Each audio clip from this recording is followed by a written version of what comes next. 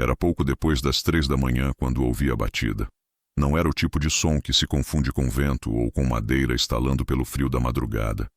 Era uma batida curta, contida, hesitante, mas insistente. Levantei devagar, como quem já esperava algo, e caminhei até a porta. A noite lá fora era densa e úmida, o tipo de silêncio que gruda nos ossos e faz o mundo parecer suspenso no tempo. Quando abri, ela estava lá, minha filha. A mesma que, meses antes, tinha deixado meu portão sem olhar para trás, de braços dados com um homem que mal sustentava o próprio olhar. Ela estava tremendo, os cabelos grudados no rosto, os olhos vermelhos como se não piscassem há horas, as mãos apertando a alça de uma bolsa velha que eu nunca tinha visto antes. Não disse nada de imediato. Apenas fitou meus olhos e desabou num soluço abafado, como quem tenta segurar o mundo nas mãos e percebe que ele escorre por entre os dedos. Pai, foi tudo que conseguiu dizer antes de cair de joelhos na minha varanda gelada. Corri, a segurei pelos ombros, ergui seu rosto devagar. O Eduardo, ele levou tudo, esvaziou nossas contas, fugiu com a amante dele e ainda deixou um bilhete no berço da nossa filha dizendo que precisava de liberdade. Aquilo me atingiu como um soco, mas o corpo não reagiu. Não ali. Só fechei os olhos por um segundo. Respirei fundo e abri a porta. Ela entrou com passos curtos, os ombros ainda sacudidos pelo choro. Caminhou até o sofá e se encolheu ali como uma criança perdida. Eu apenas fui até a cozinha e preparei um chá. Não perguntei nada. Não era hora de perguntas. Ela precisava de chão antes de explicações.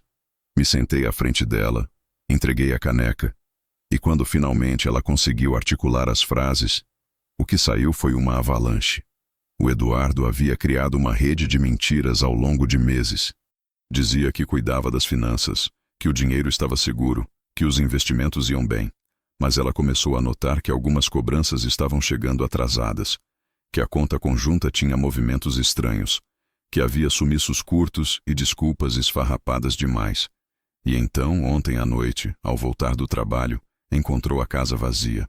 Sem TV, sem berço, sem computador. Só uma carta impressa, curta, assinada por ele. Eu cansei. Preciso ser livre. Um dia talvez você me entenda. Adeus. E uma assinatura fria, como se a filha dele não existisse, como se minha filha fosse só um peso que ele largava na calçada.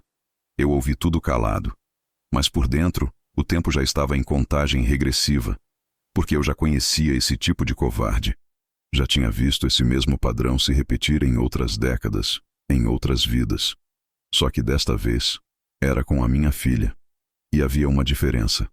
Dessa vez, ele tinha escolhido a família errada para enganar. Ela me olhou entre lágrimas e disse: Pai, eu não tenho mais nada. Nem conta, nem casa, nem crédito, nem dignidade. Eu fui burra. Me perdoa, pai. Eu apenas coloquei a mão sobre a dela e disse: Você não foi burra. Você confiou. E agora, ele vai aprender o peso que isso tem. Levantei devagar e fui até o quarto. Abri o armário onde não mexia há anos. Empurrei as roupas velhas de lado e tirei uma caixa preta. Dentro dela, o uniforme dobrado. Aquele mesmo que carregava uma vida de serviço, de disciplina, de segredos. Não era apenas um tecido. Era memória. Era passado. E a partir daquela noite, seria também o presente. Vesti a farda com calma. Cada botão fechado era uma memória se encaixando. No espelho, não vi um velho. Vi um homem inteiro, desperto, pronto. Minha filha apareceu na porta do quarto. O que você vai fazer, pai? Peguei o celular antigo que ficava desligado há anos no fundo da gaveta e o liguei. Em segundos, o visor acendeu. Um único número salvo. Sem nome, só um código. Disquei. Quando a voz do outro lado atendeu, eu falei sem hesitar. Plano Ômega. Iniciar. Agora. E desliguei. Minha filha ficou me olhando confusa, sem saber se chorava de novo ou se perguntava o que aquilo significava. Mas não era hora de explicações. Era hora de ação. E o homem que aquele canalha achava que era apenas um velho aposentado, estava de volta.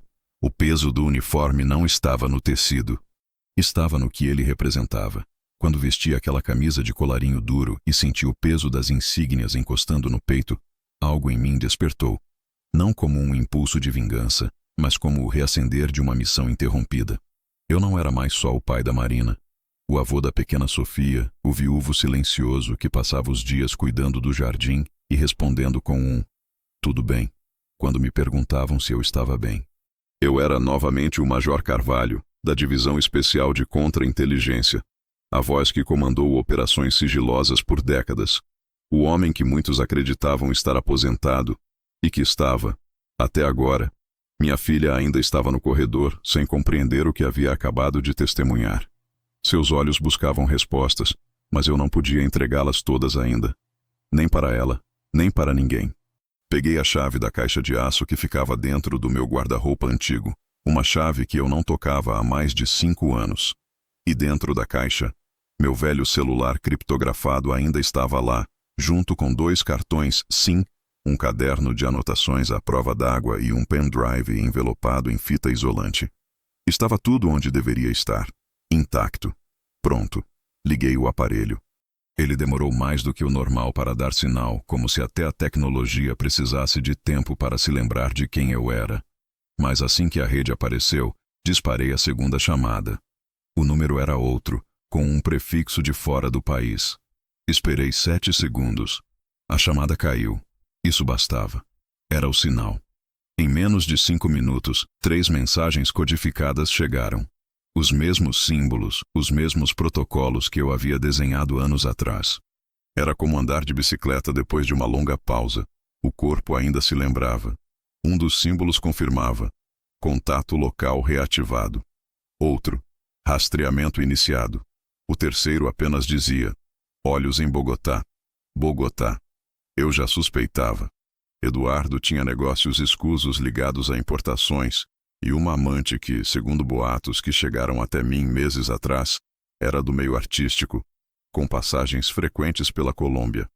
Ele provavelmente achava que, ao fugir para fora do país, estaria fora do meu alcance. Ele só esqueceu um detalhe. O alcance de um pai que ama uma filha ultrapassa fronteiras. E quando esse pai também foi um estrategista de operações sigilosas, não há canto do mundo onde o traidor não seja encontrado. Enquanto isso, minha filha estava sentada à mesa da cozinha, com a caneca de chá intocada e a cabeça baixa. O silêncio dela era mais eloquente do que qualquer grito. Era o silêncio de quem estava se sentindo derrotada. E ela precisava entender que não estava. Eu puxei uma cadeira, me sentei de frente para ela e coloquei a pasta preta sobre a mesa. Marina, eu disse com calma, você não perdeu tudo. Você só perdeu quem nunca foi seu. Ela ergueu os olhos lentamente, ainda confusa. O Eduardo te roubou dinheiro, sim. Mas isso a gente recupera. O que ele não vai conseguir roubar é a sua capacidade de recomeçar. E quanto a ele, abri a pasta. Dentro, havia um dossiê inacabado. Fotos, relatórios, rastreamento de movimentações financeiras, registros de conversas antigas interceptadas. Tudo o que eu tinha coletado discretamente, nos anos em que ele tentava se tornar o bom genro, enquanto seus olhos diziam outra coisa. Pai, o que é isso? Ela perguntou. É o motivo pelo qual eu nunca caí nas mentiras dele.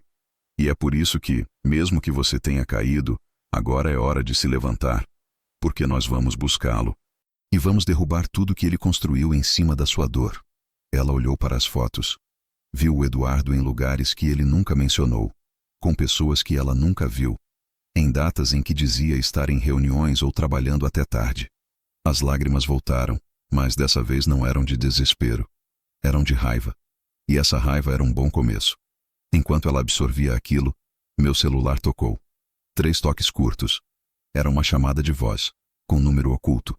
Atendi sem dizer nada. Uma voz masculina, sem sotaque definido, falou do outro lado. Confirmado. O alvo embarcou com destino ao Panamá. A mulher o acompanha. Estão usando documentos falsos. Mas o dinheiro ainda está em movimentação. Esperamos instruções. Respirei fundo. Depois de tantos anos longe da ativa, aquilo soava como um relógio voltando a funcionar. Eu olhei para minha filha, depois para o uniforme, e então respondi: monitorem, toquem o alarme no segundo contato e silenciem todas as rotas de fuga. Comecem o plano. Agora. Desliguei. Marina me olhava em estado de choque. Pai, quem é você? Levantei da cadeira, fui até a estante e retirei uma moldura coberta de poeira. Era minha condecoração de honra máxima. A que ela nunca viu, porque eu nunca pendurei. Coloquei-a sobre a mesa, ao lado das fotos. E respondi com a calma de quem carrega cicatrizes. Sou só alguém que um dia aprendeu que a pior arma de um covarde é achar que ninguém vai responder à altura. Ela me olhou com um respeito que eu nunca tinha visto antes. Não porque eu era um herói, mas porque finalmente ela entendeu. O pai que ela achava que tinha perdido para a velhice ainda estava ali. E dessa vez, ele tinha um motivo maior do que qualquer missão passada. Ela passou anos tentando me convencer de que ele era um bom homem. E eu, calado, apenas observava. Por fora, fingia que aceitava. Por dentro, cada sorriso forçado que ele me dava era registrado. Cada olhar que evitava era mais um alerta. O Eduardo nunca me enganou. Havia algo em seu comportamento que era muito sutil para os olhos apaixonados da minha filha, mas nítido demais para quem passou décadas decifrando mentiras de homens mais perigosos do que ele. Não era só o jeito como ele apertava as mãos, frouxo demais, ou como gaguejava sempre que falava sobre finanças. Era a maneira como tratava o silêncio, como um escudo, como quem esconde a alma atrás de planilhas e promessas. A primeira vez que desconfiei de verdade foi no jantar de noivado. Ele não conseguia parar de falar sobre o próprio sucesso. Comecei do zero e hoje tenho 5 CNPJs ativos. Disse, como se número fosse sinônimo de caráter. Não me impressionei. Prestei atenção nos detalhes, o relógio falso no pulso, a forma como olhava para o celular mais do que para a minha filha, e o modo como falava comigo, sempre medindo as palavras como se estivesse diante de um auditor e não de um pai. Era um vendedor de si mesmo, um impostor educado, e pior, sorria para todos, mas nunca escutava ninguém. Então comecei a investigar, discretamente. Era um velho hábito meu, confiar, mas verificar. Usei ferramentas das quais nunca me desfiz. Acesso a bancos de dados que continuam abertos para ex-membros de divisão com medalha de honra. Amigos em posições silenciosas. Um café com um colega do tempo de força-tarefa. Um favor aqui, outro ali. Em pouco tempo, o que era intuição virou evidência. O homem por trás das camisas engomadas tinha nome limpo, sim, mas com empresas de fachada, abertura e fechamento de firmas em menos de 6 meses, e uma série de empréstimos com garantias fracas. Mais do que isso, transferências mensais para uma conta no exterior em nome de uma tal Verônica S. Guzmán, residente em Cartagena. A tal amante. Montei um dossiê completo. Cópias de extratos, prints de mensagens de e-mail, fotografias de câmeras de segurança obtidas com a ajuda de conhecidos em aeroportos. A tal Verônica aparecia em pelo menos 4 desses registros, sempre ao lado dele. Ela era 20 anos mais jovem, com passagens por eventos de marketing e eventos corporativos que nunca geraram receita. Era um par ideal. Um homem que fingia ter dinheiro e uma mulher que fingia ter propósito. Guardei tudo numa pasta vermelha, lacrada, escondida no fundo da gaveta do armário onde guardo meus livros antigos de guerra. Nunca mostrei para minha filha, porque ela estava feliz, porque ela estava grávida, porque ela estava cega. Eu sabia que a verdade, quando revelada por um pai, vira veneno, e não cura. Então esperei. Porque a verdade, para ser útil, precisa chegar no tempo certo. E o tempo chegou às 3 da manhã. Agora, com ela sentada no sofá da minha casa, as pernas cobertas com o cobertor que era da mãe dela, e os olhos fixos na tela do meu notebook, não havia mais o que esconder. Eu mostrei tudo. Um a um, os documentos. O falso contrato da empresa que ele dizia ter vendido. A assinatura falsa numa procuração de crédito. Os extratos que mostravam como ele retirava R$ 1.500 por semana em dinheiro vivo, mesmo durante a gravidez, quando dizia estar apertado. Ela não conseguia processar tudo de uma vez, mas via e entendia. E em seu olhar nascia algo que até então não existia. Raiva. Não uma raiva histérica, dessas que explodem no grito. Era uma raiva silenciosa, contida, que vinha de dentro. Aquela que precede o amadurecimento. Ela largou o copo de água na mesa e disse apenas: ele dizia que me amava, que faria tudo pela família. Ele fez, eu disse. Fez tudo, por uma outra família. Ela mordeu o lábio, abaixou a cabeça, e eu soube que ali ela quebrava. Mas o tipo de quebra que reconstrói. Não era mais a menina que correu para mim em pânico. Era a mulher traída que agora conhecia os fatos. E isso muda tudo. Porque mulher que conhece a verdade vira fúria organizada. E eu estava ali para dar direção a essa fúria. Liguei para o meu contato no setor financeiro internacional. Um ex-colega de operação que hoje atua como consultor de rastreamento de ativos. Passei as informações que reunimos naquela noite. Ele confirmou a movimentação mais recente. Eduardo havia transferido 180 mil reinares para uma conta panamenha 2 dias antes de sumir. A conta tinha sido aberta com identidade falsa. Mas os dados do hotel em que ele se hospedaria estavam rastreados. Era só uma questão de horas. Minha filha, então, respirou fundo e me perguntou o que viria depois. Eu caminhei até a estante, tirei um livro de capa marrom que sempre esteve ali, e de dentro dele retirei um envelope pardo. Nele, um conjunto de documentos com validade legal, contratos de bloqueio bancário, autorizações de acesso a contas conjuntas, um mapa de ativos em nome da empresa da qual ele ainda era sócio. Isso vem agora, eu disse. Vamos começar pelo que ele mais valoriza, o que dá poder a ele. O dinheiro. E quando ele perceber que isso acabou, então vamos falar com ele. Mas não antes. Ela me olhou como quem vê um homem que até ontem era apenas seu pai. Mas agora era algo mais. Algo que ela nunca soube nomear, mas que sempre pressentiu. Ela me abraçou forte, mas em silêncio. Como quem reconhece uma fortaleza depois de viver sob tempestade demais. Eu não disse nada. Apenas peguei meu celular antigo. Destravei o segundo protocolo de rastreamento e enviei uma última frase para o grupo que me devia mais do que favores. Hora de apertar o cerco. Ele não vai chegar nem no hotel. A casa velha ficava a 1h30 de distância, seguindo por uma estrada esquecida que cortava um bairro que já foi promissor antes de o progresso decidir virar o rosto. Ela era da minha mãe. Ficou vazia por anos após sua morte, mas eu nunca vendi. Nunca anunciei, nunca emprestei. Apenas mandava alguém cortar o mato e verificar o telhado uma vez por semestre. Para os outros, parecia abandono. Para mim, era reserva. A maioria das pessoas não sabe o valor de uma casa fechada, o quanto ela pode esconder de olhos gananciosos. Para mim, aquele imóvel nunca foi patrimônio. Foi estratégia, porque algumas coisas importantes demais para ficarem em nuvem precisam de paredes, tijolos, cimento e cadeado duplo. Quando saímos de casa naquela manhã, minha filha pensou que eu a levaria ao banco, ou talvez até a algum advogado. Ela não perguntou nada, apenas vestiu um casaco velho, prendeu o cabelo e entrou no carro. No caminho tocou 2 vezes no celular e desistiu. O número do Eduardo continuava desligado. As redes sociais sumiram. A conta de e-mail voltou como inexistente. O homem simplesmente evaporou. E eu sabia o que isso significava. Ele havia ensaiado essa fuga por muito tempo. Só que o que ele não sabia é que há um tipo de homem que treina uma vida inteira para lidar com fantasmas. Estacionei o carro em frente ao portão enferrujado e peguei a chave escondida debaixo de uma pedra artificial que mantinha o disfarce de jardim. Ao entrarmos, o cheiro de casa selada nos recebeu com um bafo de mofo e madeira. Minha filha não entendeu. Por que estamos aqui? Ela perguntou. Eu apenas a conduzi até o quarto dos fundos. Atrás do guarda-roupa antigo havia um painel de madeira falso com um trinco de pressão. Ao retirar o painel, revelei um cofre embutido.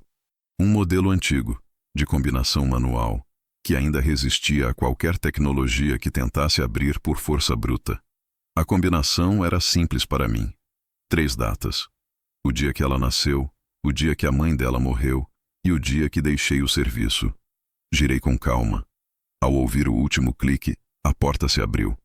Dentro, não havia barras de ouro, nem maços de dinheiro. Havia uma pasta azul. Apenas isso. E o que tinha ali dentro era infinitamente mais valioso do que qualquer bem físico. Era o meu arquivo pessoal, atualizado manualmente durante meus anos de serviço. Relatórios confidenciais sobre pessoas que cruzaram meu caminho com intenções dúbias. Eduardo era apenas mais um nome ali dentro, Mas agora era o único que importava. O dossiê continha cópias físicas de registros de transferência, identidades falsas utilizadas por ele em viagens anteriores, movimentações em criptomoedas atreladas a endereços de IP que ele usava à noite, quando achava que ninguém estava prestando atenção, e uma coisa que nem ele nem a própria amante sabiam. Imagens de Verônica Guzmán em companhia de outros 3 homens investigados por fraudes em seguros internacionais. Você monitorava ele há quanto tempo? Minha filha perguntou sem conseguir tirar os olhos das provas. Desde a segunda vez que ele cancelou um almoço com você dizendo que tinha reunião de última hora. Respondi. Ela ficou em silêncio. Pegou o papel que mostrava uma passagem comprada para o Panamá com data retroativa a 3 semanas antes da fuga. Ele já sabia que ia me abandonar, disse com a voz trêmula. Sim, e por isso ele deixou um rastro que achava seguro. Mas ele não contava com o fato de estar casado com uma mulher que tem meu sangue. Apontei para um documento que indicava a existência de uma conta ainda ativa, em nome da empresa que ele usou para lavar parte do dinheiro. Era uma conta jurídica, mas vinculada a um CNPJ que constava o nome da Marina como sócia oculta, coisa que ela nunca autorizou. Eduardo falsificou a assinatura dela para validar uma sociedade fake e assim conseguir extrair valores maiores dos bancos. Aquilo nos dava abertura para acionar o jurídico com poder de bloqueio imediato e, mais importante, possibilidade de denúncia criminal. Ela respirou fundo, como se aquilo fosse ao mesmo tempo alívio e tormenta. Então tudo que tínhamos estava no nome dele? Sim e não. Porque ele achava que estava no controle. Mas ele deixou você no contrato da empresa. E isso muda tudo. Mostrei a ela os papéis que preenchi naquela manhã, junto com o protocolo jurídico que enviei para um contato meu do tempo da reserva. Era um pedido formal de bloqueio de movimentações daquela empresa, que, ao ter a sócia majoritária ausente e a secundária com denúncia registrada, entrava em litígio. Em menos de 24 horas, nenhuma quantia sairia da conta sem autorização judicial. E, considerando o histórico, o juiz não permitiria que um suspeito de fraude internacional movimentasse um único centavo. Ela me olhou assustada com a frieza daquilo tudo. Pai, você tinha tudo isso, e nunca disse nada. Porque você estava feliz. E um pai só destrói a felicidade da filha quando ela está sendo construída em cima de dinamite. Peguei a pasta de volta, fechei o cofre e coloquei o painel no lugar. Ao sair da casa, trancamos tudo como estava. Ninguém imaginaria que ali dentro havia um arsenal de verdades. No caminho de volta, ela segurou minha mão. Não disse nada, mas havia no toque dela uma coisa que não sentia há anos: confiança. De volta à cidade, recebi uma mensagem cifrada no celular antigo. 3 palavras. Destino confirmado. Chegada, 23h44.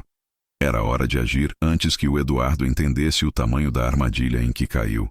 Porque agora, ele não estava mais apenas devendo explicações. Estava cercado por algo que nem em seus piores pesadelos ele conseguiria prever. Um pai que decidiu parar de perdoar. Às 18h40 daquela mesma noite, enquanto minha filha dormia pela primeira vez desde o colapso, encolhida no quarto de hóspedes da minha casa com o rosto ainda molhado pelas lágrimas da desilusão, eu estava diante do computador da sala, com os papéis abertos sobre a mesa e a luz amarela de abajur iluminando só o necessário. O relógio passava lento, mas firme, como a minha decisão.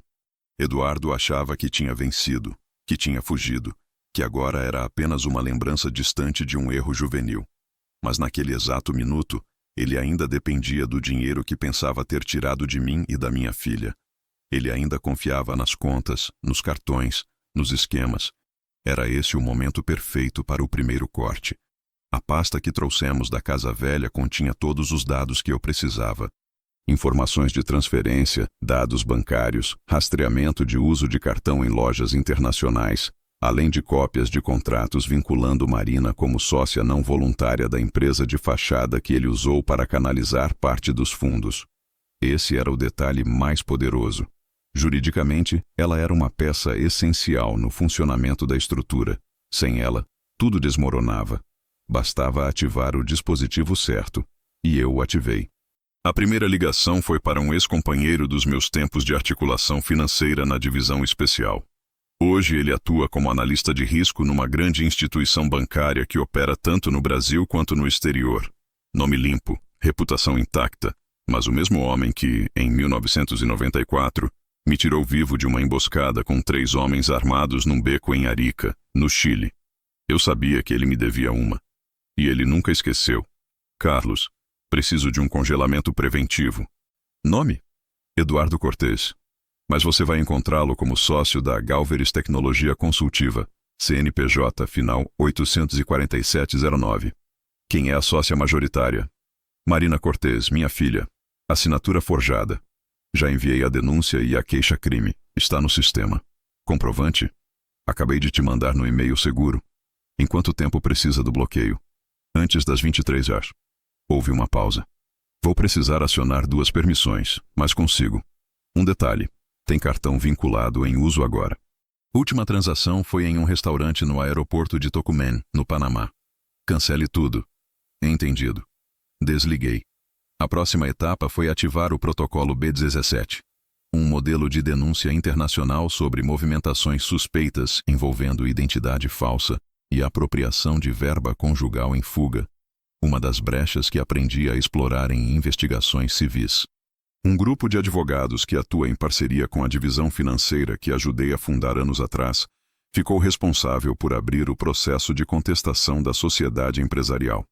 Enviei todos os documentos necessários, com a queixa já formalizada por Marina naquela manhã.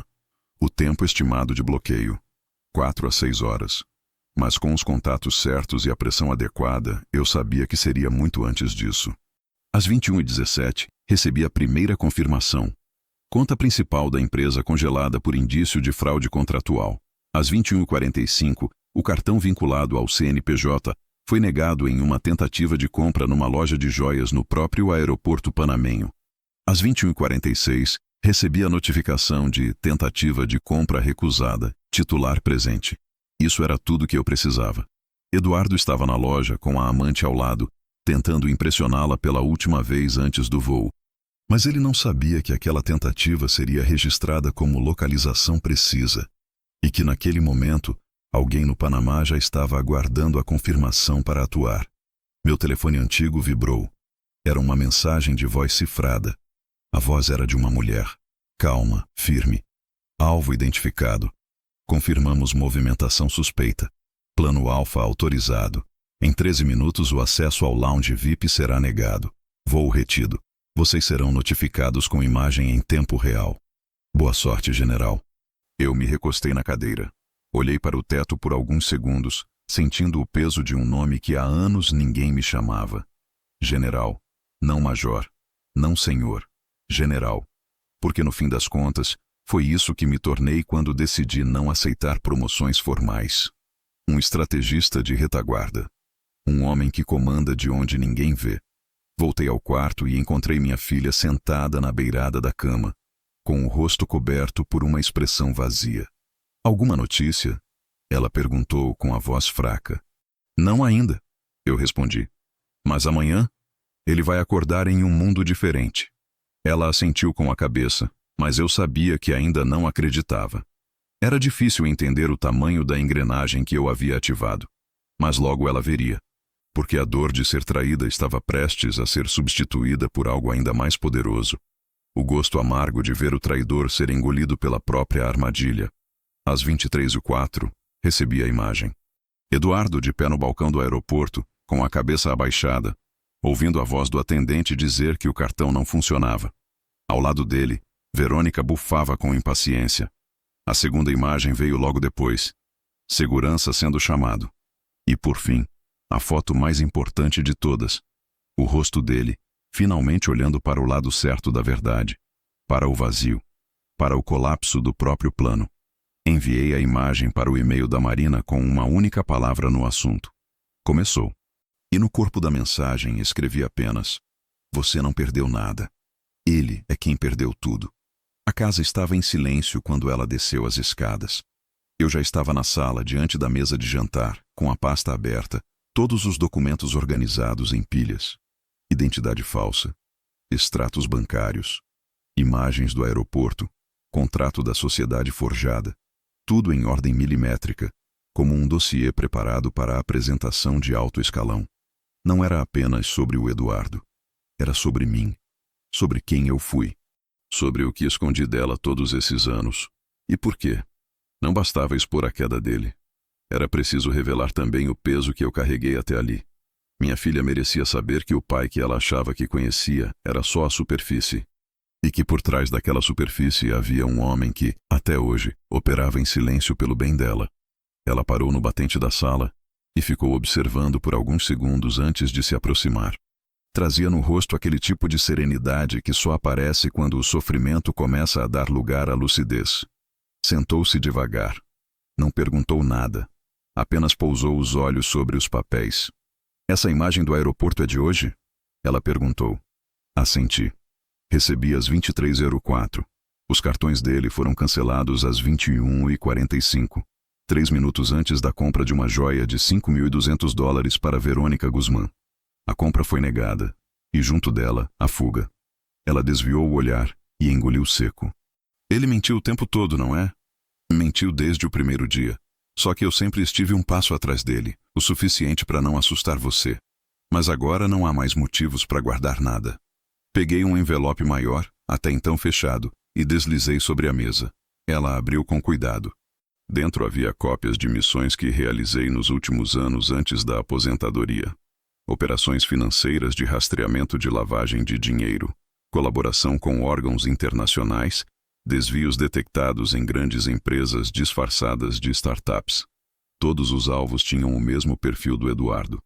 Homens bem-falantes, socialmente aceitáveis, frios, encantadores, mas podres por dentro. "Você era da inteligência financeira do exército?" Ela perguntou, num tom quase de sussurro. "Era da parte que ninguém menciona, a divisão de infiltração. O meu papel era identificar, neutralizar e documentar perfis como o do Eduardo antes que causassem danos maiores." Ela me olhou como se me visse pela primeira vez. "Você me criou com tanto silêncio. Nunca contou nada. Por quê? Porque o melhor agente é aquele que ninguém imagina que está observando. E porque um pai precisa separar o que é missão do que é amor. Você nunca foi parte do trabalho. Você era o que me fazia voltar." Ela respirou fundo, repousando as mãos sobre a mesa. Olhava os documentos, mas já não com a dor de quem sofreu. Era com a frieza de quem entende que algo maior estava acontecendo. "Você sabia que ele era um risco? Desde o início? Só que quando uma filha se apaixona, o pai precisa decidir se quer ter razão ou continuar por perto. Eu escolhi ficar." Ela assentiu devagar, os olhos enchendo d'água de novo, mas sem desespero. Dessa vez era gratidão. Gratidão por eu ter ficado. Por não ter gritado. Por ter esperado o momento certo. Por não ter dito, "eu avisei", quando tudo veio abaixo. E foi então que eu disse o que precisava ser dito. "Agora você precisa decidir. Quer justiça ou quer paz? Porque os dois não costumam andar juntos." Ela pensou. Não respondeu de imediato. Então perguntou. "O que acontece com ele agora?" "Ele vai ser retido no Panamá. Já foi enquadrado por fraude societária e apropriação de capital mediante falsidade ideológica. Está no sistema. Vai responder ao processo como cidadão foragido. Isso bloqueia qualquer movimento jurídico dele no Brasil pelos próximos anos. Vai perder os direitos de uso da empresa. A Receita já foi acionada. E eu entrei com petição para que a Marina Cortez, ou seja, você, recupere o nome e a dignidade jurídica diante do golpe." Ela fechou os olhos, assentiu novamente. "E a Verônica? Já está sendo investigada por conivência e por envolvimento em outros 3 processos. O que ela fez com você já fez com outras. Só que agora, o nome dela está associado a alguém que não foge. A mim." Minha filha se levantou, deu a volta na mesa e me abraçou com força, como não fazia desde o enterro da mãe. Ficamos ali por minutos que não contei, apenas ouvindo a respiração um do outro, sem palavras. Quando o abraço terminou, ela enxugou os olhos e disse: "Agora eu quero reconstruir, mas eu quero fazer isso do jeito certo, sem raiva, com estratégia, como você." Sorri e respondi: "Então é hora de virar a página. Mas antes, temos que escrever o ponto final dessa." Fui até o armário da estante e retirei outro envelope, selado com um selo vermelho. Era o protocolo de transferência emergencial.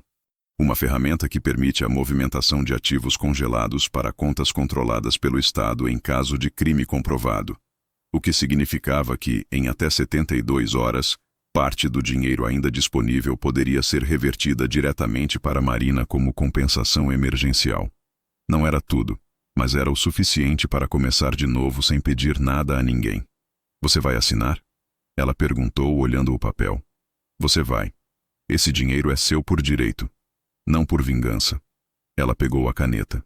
E pela primeira vez em semanas, suas mãos não tremiam. Naquela noite, quando subiu para dormir, minha filha já não era uma vítima. Era uma mulher traída, sim, mas reconstruída, com os olhos abertos. E agora, ao seu lado, ela sabia exatamente quem era o homem que a criou. Eu permaneci na sala. Recolhi os papéis, queimei os desnecessários, guardei os importantes, e então liguei o celular antigo. A mensagem que digitei era simples. Contato 07 ativado. Iniciar fase 2. Ele não sabe que acabou de perder mais do que dinheiro. Às 4h da manhã, enquanto minha filha dormia com a tranquilidade amarga de quem finalmente soube de tudo, eu estava diante de 3 monitores, com mapas, registros de trânsito internacional e uma janela de chat criptografado, aberta com o grupo que me acompanhava na operação. O nome dela era Verônica S. Guzmán. Cabelos tingidos de cobre, 1L68, passagens por São Paulo, Bogotá, Panamá e uma temporada em Madrid que durou tempo demais para alguém com renda formal inexistente. O Eduardo achava que ela era apenas um corpo jovem e disponível, mas eu sabia o que ela era. Ela era o tipo de mulher que se aproxima devagar, aprende o que precisa, compartilha o mínimo e sempre tem uma mala pronta. Verônica já tinha sido mencionada em 2 relatórios antigos da divisão. Nunca foi o foco, sempre a sombra de alguém maior. Mas isso a tornava mais perigosa, silenciosa, sedutora e invisível o bastante para sobreviver a todas as quedas. Eduardo era apenas mais um idiota útil em sua trajetória. E, como todo homem fraco, confundiu presença com parceria. O que Eduardo não sabia era que, naquela madrugada, ela se tornara a peça-chave de um novo tipo de golpe. Mas não contra nós. Contra ele. A equipe no Panamá já estava posicionada. Não eram agentes armados. Eram discretos, ex-agentes como eu, hoje trabalhando com segurança privada em zonas de alto risco, especialmente em aeroportos. Sabiam agir sem deixar rastros.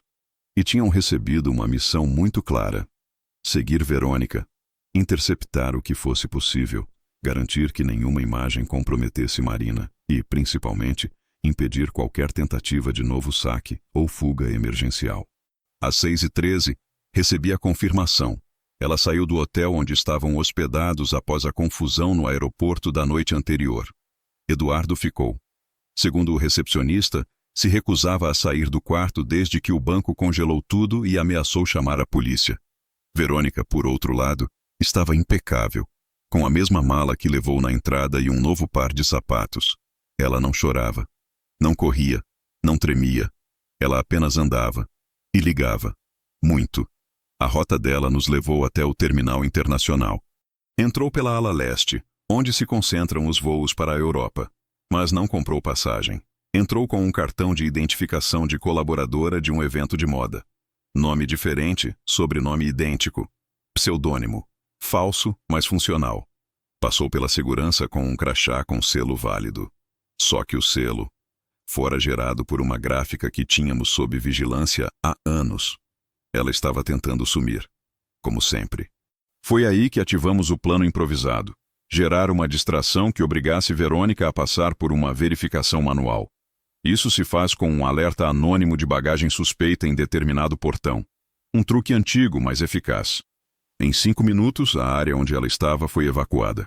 E com isso, todos os presentes precisaram apresentar documentos novamente. Quando chegou a vez dela, a história desmoronou. Não porque gritamos fraude, mas porque pedimos que ela acompanhasse os agentes até uma sala separada. Lá, ao ver 2 homens com crachás de segurança internacional e uma pasta com imagens suas em pelo menos 4 aeroportos diferentes com Eduardo Cortez, todos atrelados a transferências suspeitas, ela soube que havia sido uma piada. Não foi presa. Esse não era o objetivo, era algo pior. Foi informada de que todos os seus dados haviam sido encaminhados à Interpol, que ela passava a figurar em uma investigação aberta, com registros em 3 países, que seus documentos estavam sendo periciados, e que qualquer tentativa de embarque nos próximos 72 dias, em qualquer país membro, acionaria alerta vermelho. Verônica se calou, tentou negar, tentou rir, mas então pediram seu celular. Ali estava a última chave. Porque Verônica havia gravado Eduardo, áudios em que ele falava do plano de fugir, de como enganou a Marina, de como retirou tudo na surdina, e até uma nota de voz onde ele dizia: ela vai sofrer, mas vai superar. Só que eu vou estar longe demais para ouvir. A própria amante o registrou. Por medo. Por controle. Talvez pelos dois. O fato é que ela sabia que o jogo estava virando. E quando perguntaram se ela autorizaria o envio dos áudios para a parte envolvida no Brasil, ela apenas disse: se for para salvar a minha pele, podem mandar. Às 8h42, os áudios chegaram ao meu celular. Eu os ouvi com fones, sentado na varanda, enquanto o sol nascia devagar e o cheiro do café preenchia o ar da minha casa. Cada palavra dele era uma confissão, cada risada, um tapa na alma da minha filha. Mas aquilo não me doía, aquilo me armava. Porque agora não era só a minha palavra contra a dele, era a palavra dele contra ele mesmo. Às 9h10, minha filha desceu com o rosto ainda marcado pela noite curta. Me viu ali, parado, fones no ouvido, olhos fixos no horizonte. Aconteceu alguma coisa? Perguntou. Eu apenas entreguei o celular. Ela colocou os fones, e à medida que ouvia, sua expressão se transformava. Não em desespero, mas em decisão. Quando terminou, ela tirou os fones, respirou fundo e me olhou nos olhos. Vamos acabar com isso. Eu apenas disse: já está acabado. Agora é só deixar ele perceber. Naquele mesmo dia, Eduardo tentou acessar sua conta pelo aplicativo. Negado. Tentou usar o cartão corporativo para pagar o café no hotel. Recusado. Tentou ligar para Verônica. Número fora de área. Tentou comprar uma passagem com o que restava em espécie. Mas o nome dele já constava em uma lista de bloqueio por suspeita de fraude interestadual. Ele estava preso. Não por grades, mas por consequências. Minha filha publicou às 12h14 um pequeno texto nas redes. Não mencionou nomes. Não contou detalhes. Apenas disse: a mentira foi longe, mas não chegou tão longe quanto a verdade. Obrigada a quem me ensinou a diferença. As mensagens começaram a surgir em minutos. Algumas de amigas, outras de desconhecidas. Todas com variações da mesma frase: você não está sozinha. E pela primeira vez desde aquela madrugada gelada em que bateu à minha porta, minha filha sorriu. Não um sorriso de alívio, mas de quem entendeu que o chão nunca foi perdido. Ele só estava escondido debaixo da poeira. E agora, ela limpava, com a cabeça erguida. Na noite seguinte, quando as luzes da cidade começaram a apagar uma a uma, sob a garoa silenciosa que caía sobre os telhados, eu estava em pé no meu escritório. As janelas abertas deixavam o cheiro da terra molhada entrar. E na tela do meu computador, uma lista oficial se atualizava em tempo real. Ela vinha direto de um banco de dados que eu mesmo ajudei a construir quando ainda fazia parte da divisão de rastreamento internacional. A lista de indivíduos sob investigação ativa, com mandado de localização pendente, mas sem autorização de prisão. Um limbo jurídico onde se colocam os que cometeram demais para serem ignorados, mas ainda têm direitos demais para serem algemados. Às 19h46, o nome apareceu. Cortês Eduardo Luiz. Identificação provisória. 547B. Status: em avaliação judicial. Submetido a bloqueio de mobilidade regional. Investigação em andamento. O nome dele, enfim, estava fora da zona de conforto. Literalmente. Seu passaporte havia sido suspenso em caráter preventivo. Seu CPF, travado. Qualquer tentativa de renovação, alteração de endereço ou movimentação jurídica ativaria uma notificação automática ao Ministério Público e à Polícia Federal. O Eduardo, que sempre se achou intocável, agora figurava em uma base de dados que, embora não fosse pública, era lida diariamente por empresas, instituições financeiras e até mesmo órgãos diplomáticos. E mais, O processo de Marina já havia sido anexado como parte das provas. Era um tipo de julgamento silencioso, antecipado. A sentença ainda não estava assinada, mas o mundo já começava a tratá-lo como culpado. Minha filha estava na sala, lendo pela terceira vez os áudios que recebemos de Verônica. A cada repetição, ela entendia algo novo. Um tom, um sarcasmo, um detalhe. Cada nota de voz era uma punhalada, mas também uma pedra na fundação da nossa resposta. Ela já não chorava, nem se mostrava espantada. Estava sóbria, fria, focada. E eu reconhecia aquele olhar. Era o mesmo que via nos olhos dos soldados que voltavam do campo e sabiam que não poderiam mais ser os mesmos. Ele vai tentar inverter a narrativa, ela disse, sem tirar os olhos do celular. Vai se fazer de vítima. Já está tentando, respondi, e mostrei o que havia acabado de chegar por e-mail. Um print de uma mensagem que ele mandou a um antigo colega de trabalho dela. O texto era simples, porém revelador. A Marina surtou. Está espalhando mentiras porque não aceitou que eu fui embora. Está tentando me destruir. Não posso voltar agora. Está tudo uma loucura. Loucura. A palavra mais conveniente para um covarde. Mas o erro dele foi compartilhar isso com alguém que já tinha lido o texto que Marina postou no dia anterior. E com alguém que me conhecia. A mensagem, ao invés de apoio, gerou desconfiança. E foi encaminhada diretamente para mim. Mais uma peça. Mais um registro. Mais um tijolo na parede que ele mesmo estava construindo ao seu redor. Não demorou para os efeitos desse julgamento silencioso se espalharem. O advogado que ele contratou no Brasil para resolver tudo por fora abandonou o caso assim que viu a documentação da denúncia de Marina. Disse que não tinha interesse em se associar a um caso com potencial de repercussão pública e provas tão contundentes. O contador que ajudava na emissão de notas frias deletou todas as conversas. A conta conjunta da empresa foi encerrada por suspeita de uso indevido de dados de terceiros. Em menos de 48 horas, Eduardo deixou de ser um homem em fuga e se tornou um homem isolado. Mas não era o suficiente. A verdade não serve apenas para punir. Ela serve para expor, para iluminar os corredores onde os ratos se escondem. Era hora de transformar o silêncio das provas em um eco que ele não pudesse abafar com desculpas. Marina já estava pronta.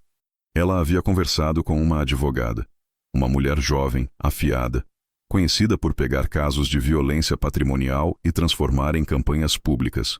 A proposta era clara: levar o caso à mídia, não com sensacionalismo, mas com dados, documentos, provas e principalmente voz. A voz que ele tentou apagar. Você vai se expor. Eu alertei. Vai ouvir gente dizendo que foi burra, que foi cega, que devia ter percebido. Vai ouvir perguntas cruéis. Vai ver gente zombando do que você viveu. Mas vou falar mesmo assim, ela respondeu. Porque se eu calar, ele continua falando sozinho. E parece verdade. Foi assim que no fim daquela semana, um portal respeitado de notícias publicou uma reportagem com o título A Sociedade Invisível. Quando o amor vira golpe e o silêncio vira herança. O texto era cirúrgico. Apresentava as provas. Expunha os áudios. Mostrava a falsificação de documentos. A denúncia protocolada. Os bloqueios judiciais. Tudo. E acima de tudo, mostrava na história de Marina como o que ela era. Uma mulher traída, mas não derrotada. Não houve sensacionalismo. Houve clareza. E impacto. Os comentários explodiram. Milhares em menos de um dia. Gente compartilhando histórias semelhantes. Mulheres dizendo isso aconteceu comigo. Homens dizendo, minha irmã passou por isso. Filhos, mães, colegas. A verdade ecoou. E com ela, a solidão que Marina sentia começou a desmoronar. No dia seguinte, ela acordou com mais de 300 mensagens de apoio. Algumas de quem ela nem lembrava mais. Outras de quem ela nunca conheceu. Mas todas diziam a mesma coisa. Obrigada por não calar. E enquanto ela lia tudo isso sentada à mesa do café, eu estava diante do celular antigo, com uma mensagem nova, vinda de um número panamenho. Era curta. Ele tentou sair, não conseguiu. Disse que precisava falar com você. Respondi apenas com 2 palavras. Tarde demais. Porque o julgamento já havia começado. E quem tenta negociar com o fogo depois que a ponte já queimou, só encontra cinzas. Na semana seguinte à publicação da reportagem, o que parecia improvável começou a tomar forma.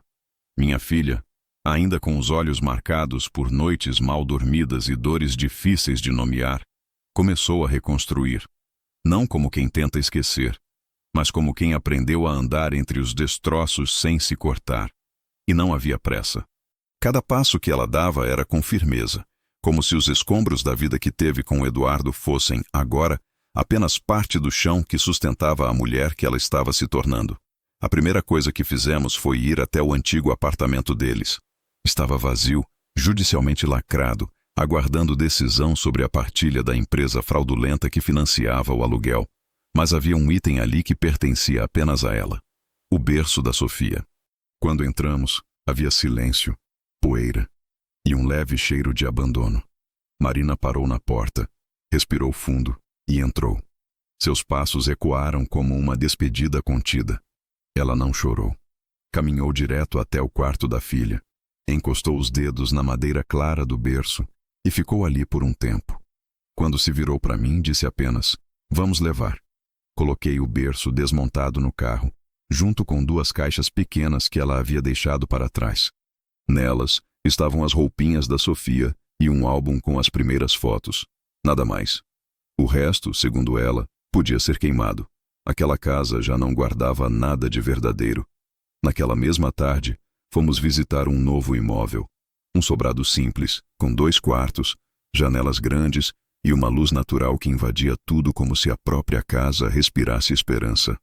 Era parte de um projeto de reintegração econômica que eu ajudei a fundar anos atrás, destinado a vítimas de fraudes financeiras e violências patrimoniais. Graças à documentação reunida e à visibilidade do caso, Marina foi aprovada com prioridade. O aluguel seria subsidiado por 12 meses, tempo suficiente para recomeçar. Quando entramos, ela caminhou devagar, tocando as paredes, olhando cada canto como quem avalia não o espaço, mas a possibilidade. O quarto da filha tinha vista para o jardim dos fundos. Era pequeno, mas iluminado. Ela olhou para mim, com um sorriso que eu não via desde o dia em que ela me contou que estava grávida. Aqui tem espaço. E tem silêncio. Do bom. Assinamos o contrato naquele mesmo dia. Eu garanti que tudo ficasse em meu nome provisoriamente, até que o CPF dela estivesse completamente limpo e os bancos reconhecessem a denúncia como legítima. Isso viria. Mas enquanto isso, a reconstrução tinha que continuar. E ela queria fazer do jeito dela. No sábado seguinte, organizamos a mudança. Eu dirigi a caminhonete velha da família, carregada com o berço, as caixas, um colchão novo que comprei sem avisá-la, e 2 cadeiras que estavam guardadas no meu depósito desde os tempos da minha mãe. Marina cuidava dos detalhes. Chamou 2 amigas, mulheres que voltaram a se aproximar depois da reportagem. Uma delas trouxe um vaso de violetas. A outra, um bolo simples com a frase escrita em glacê: "Bem-vinda de volta." Durante a tarde, ela pendurou as fotos da Sofia, estendeu um tapete de crochê antigo que achou em uma feira de usados e colocou sobre a mesa o mesmo abajur que usava quando ainda morava comigo, antes de se casar. Aos poucos, o espaço foi tomando forma.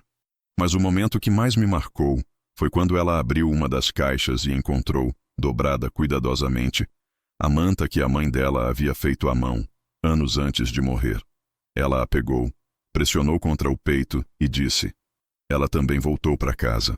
Ao anoitecer, instalei a luminária da varanda.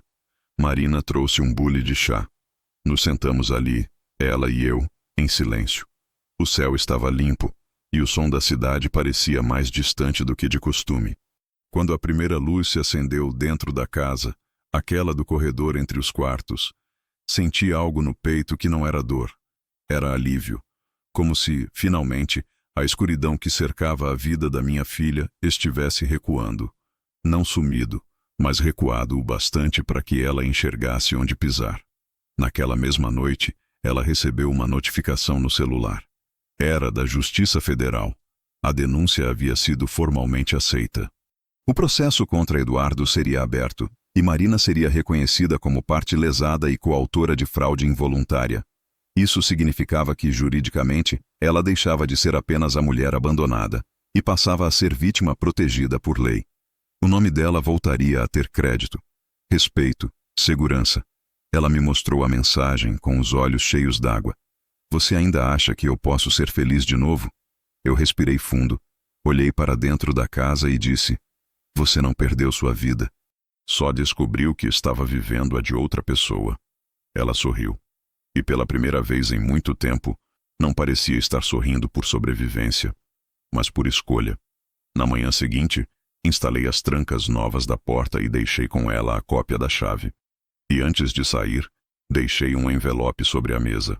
Dentro havia algo que nunca tinha dado a ninguém. Meu distintivo aposentado, já sem valor legal, mas com valor de história. No verso, uma frase escrita à mão. Use sua dor como prova e sua verdade como escudo. Saí da casa com o coração em paz, não porque a guerra terminou, mas porque agora ela sabia usar as armas certas. Na manhã de domingo, o telefone fixo da minha casa tocou às 06h12. O número era bloqueado, mas eu já sabia quem era. Levantei, vesti a camisa que deixo na poltrona ao lado da cama para os assuntos que ainda exigem postura, e atendi com a respiração suspensa. Do outro lado da linha, a voz que conhecia há mais de 30 anos, firme e seca como nos tempos de sala de comando. Missão cumprida, general. O alvo está fora do circuito. A movimentação foi oficialmente suspensa. A tentativa de nova conta jurídica no Uruguai foi interceptada antes de ser finalizada. Tentou também abrir uma nova identidade. Usou um nome falso. Mateo Fuentes. Ridículo. Recurso negado em menos de 2 horas. Fechei os olhos por um instante. Não por alívio, mas por confirmação. Era isso. O Eduardo finalmente estava sem opções. Desmoralizado, exposto, isolado. A amante o deixara. A rede de apoio financeiro desabara. O nome dele agora era sinônimo de fraude em fóruns bancários, grupos jurídicos e redes sociais. E para minha filha, ele era apenas um nome a ser esquecido com dignidade. E a Interpol? Perguntei. Já recebeu o pacote completo. Em 30 dias, entra em observação internacional. Até lá, estará preso no próprio nome. Só não será preso no corpo porque você preferiu deixá-lo com as próprias consequências. Um tipo de prisão pior. É exatamente isso. Precisando é só chamar. Espero não precisar. Espero que sim. Porque se precisar de novo, vai ser pessoal. Desliguei. E ali mesmo, no silêncio da cozinha, me sentei com um copo d'água e olhei pela janela. A vida voltava a respirar. Não com pressa. Com paz. E paz, depois da guerra certa, é como nascer 2 vezes. Naquela tarde, Marina me convidou para almoçar na casa nova. Quando cheguei, a porta estava entreaberta, e o cheiro de carne assando com alecrim tomava conta da cozinha. A Sofia dormia no berço ao lado da janela, enrolada na manta feita à mão pela avó. A luz entrava suave, como se o sol também tivesse entendido que ali não era lugar para gritos, apenas para recomeços. Ela colocou 2 pratos à mesa, sentou-se à minha frente e disse: você devia ter contado antes, sobre quem era, sobre o que sabia, sobre o que fazia. Eu sorri. Você precisava me ver como pai, não como arma. Ela assentiu. Mas agora eu te vejo como os 2. E te amo mais ainda por isso. Não respondi. Só estendi a mão por cima da mesa. Ela segurou. E ficamos assim por alguns minutos. O tipo de silêncio que não pesa, que apenas cura. Mais tarde, antes de ir embora, deixei sobre o aparador da sala um envelope com o título manuscrito: Plano F. Finalização. Dentro, havia as últimas instruções para encerramento do processo, os documentos que garantiriam a posse definitiva da casa em nome dela, a liberação dos fundos compensatórios via defensoria e uma carta de recomendação que escrevi para ela, em papel timbrado, com meu carimbo de ex-oficial da reserva. Era o último ato, a assinatura que tornava tudo oficialmente encerrado. Quando ela leu, se virou para mim e disse: você é o homem mais silenciosamente perigoso que eu já conheci. Eu ri com os olhos marejados. E ainda assim, o que mais quis ser só seu pai? Antes de ir, olhei mais uma vez para a casa. A luz do final da tarde batia sobre a varanda, onde agora havia vasos com flores novas. Uma bicicleta infantil encostada na parede. Um varal improvisado com 2 lençóis coloridos. Aquela casa voltara a viver. E ela também. Naquela noite, de volta ao meu lar, sentei no sofá com o rádio ligado em volume baixo. O noticiário comentava sobre fraudes patrimoniais em casamentos, e o caso da Marina aparecia brevemente como referência de força, estratégia e superação silenciosa. Eles não mencionaram meu nome, e era exatamente isso que eu queria. Meu celular vibrou com uma última mensagem. Era do número panamenho. Ele está vivendo com uma mochila emprestada, num quarto alugado, dormindo em um colchão no chão. Disse que tudo isso foi culpa de uma mulher que não o entendeu. Sorriu como quem perdeu e ainda não entendeu o que perdeu. Fim do relatório. Eu li, bloqueei o número e deletei a conversa. Em seguida, abri a gaveta da sala e guardei o celular antigo dentro. Retirei a bateria, como se guardasse uma arma desativada. Fechei a gaveta. E pela primeira vez em muitos anos, travei a fechadura. Fui até a varanda com uma xícara de café e me recostei na cadeira de madeira. A brisa da noite me tocou o rosto com leveza. E pela primeira vez em muito tempo, minha cabeça estava leve. Nenhuma missão pendente. Nenhuma verdade escondida. Nenhum inimigo vivo em minha memória. A única coisa que restava era a paz. E eu, finalmente, me permiti habitá-la. Fim.